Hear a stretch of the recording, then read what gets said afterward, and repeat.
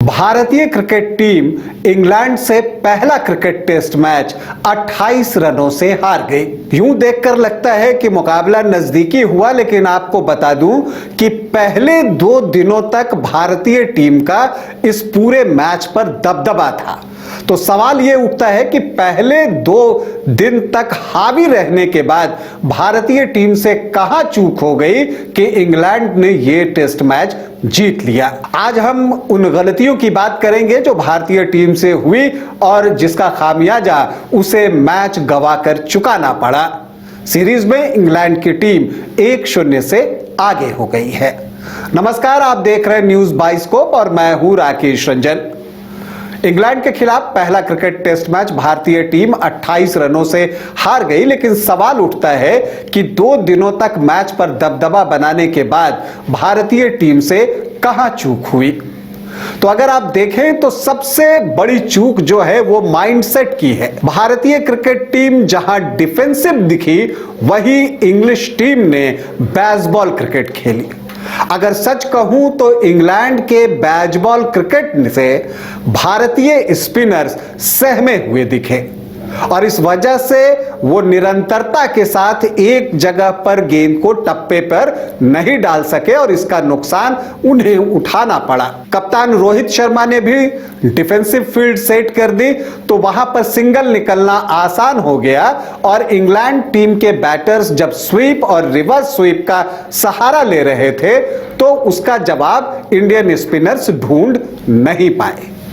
तो ये जो माइंडसेट का फर्क है ना, वो भारतीय हार की पहली वजह बनी।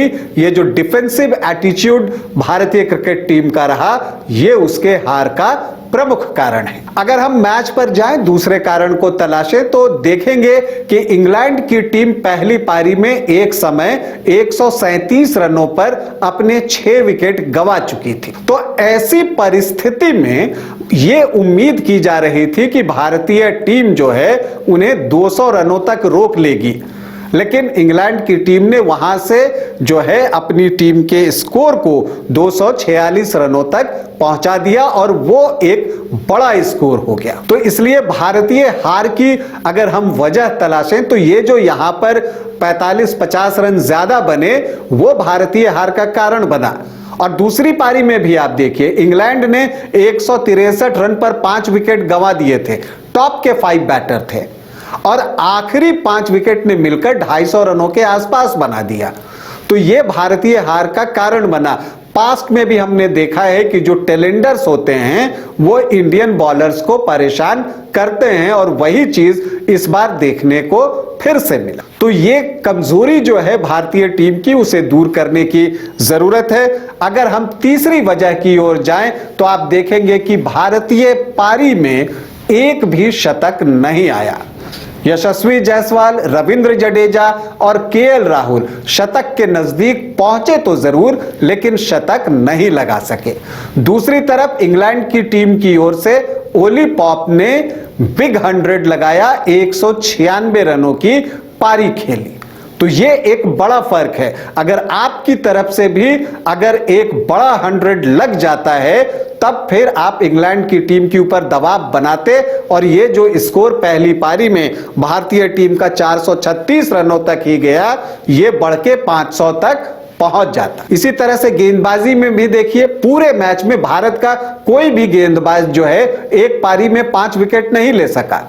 दूसरी तरफ इंग्लैंड के लिए हार्टली ने दूसरी पारी में 7 विकेट लिए। तो जो विकेट लेने का प्रेशर होता है एक छोर से, वो बनाने में हार्टली कामयाब रहे, लेकिन भारत का कोई भी गेंदबाज चूंकि 5 विकेट ले ही नहीं पाया तो एक छोर से विकेट का दबाव बना ही नहीं। तो यह भारतीय हार का एक प्रमुख कारण है। चौथे दिन आप क्या उम्मीद करते हैं? दूसरी पारी में मैच की जो तीसरी पारी होती है उसमें आप उम्मीद करते हैं भारतीय पिचों पर कि स्पिनर्स ज्यादा विकेट लेंगे, लेकिन भारत की तरफ से सबसे ज्यादा विकेट जसप्रीत बुमराह को मिला, जो यह बताता है कि इंडियन स्पिनर्स जो उनकी प्रतिष्ठा रही है उस अनुरूप गेंदबाजी नहीं कर सके। तो भारतीय हार की एक वजह ये भी है। इसके अलावा फील्डिंग भी एक कारण है। ओली पोप के दो कैच छूटे, एक अक्षर पटेल ने छोड़ा, फिर केएल राहुल ने छोड़ा, और अगर इस तरह के जो बराबरी वाले मुकाबले होते हैं वहां पर आप कैचेस छोड़ते हैं तो उसका खामियाजा तो आपको चुकाना ही पड़ता है।